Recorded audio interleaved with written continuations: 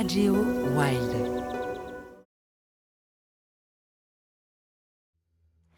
Je m'appelle Jim, alias Barbe Noire le pirate. Voici Renaissance, un boa constricteur mâle que j'ai sauvé. Il a la bougeotte. C'est comme ça qu'on manipule les grands serpents. Il a une stomatite et aussi une écorchure à la lèvre supérieure. Et c'est ce qui m'inquiète le plus. Bonjour. Bonjour. Docteur K, enchanté. Alors, que se passe-t-il? Il a une stomatite, je pense, depuis environ 2 semaines. Je lui ai administré de l'eau oxygénée et j'ai un copain qui a des tortues qui m'a donné du Bétril. OK. Jim m'a amené Renaissance parce qu'il pense qu'il a une stomatite. C'est une infection buccale, mais c'est généralement déclenché par autre chose.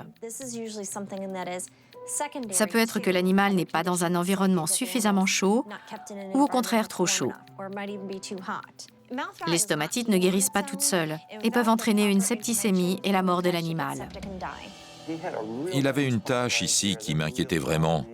On ne la voit plus trop là, mais toute la zone était noire. On va s'occuper de Renaissance aujourd'hui.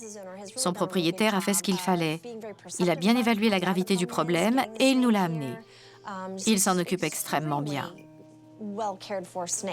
Et il arrive souvent que les propriétaires de serpents soient dépassés par ce genre de problème et qu'ils se débarrassent de leur animal dans la nature, ce qui cause d'énormes problèmes écologiques. Ça m'a pas l'air si grave. Avant, c'était pire. C'était vraiment visqueux? Très. Du mucus clair et visqueux? Oui, Il y a une blessure, là. oui, c'est celle-là qui m'inquiète. Elle était vraiment importante. Il ne pouvait même pas fermer la bouche il y a une semaine. La narine gauche est un peu... Elle est bouchée. Renaissance a une narine complètement bouchée, ce qui signifie que le mal est beaucoup plus profond qu'il n'y paraît. Je vais nettoyer ça. Donne-moi de l'iode liquide, s'il te plaît.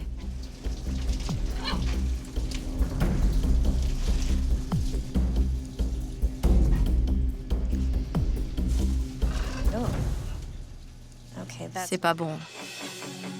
C'est beaucoup plus grave que je ne le pensais. Il a bien fait de me l'amener.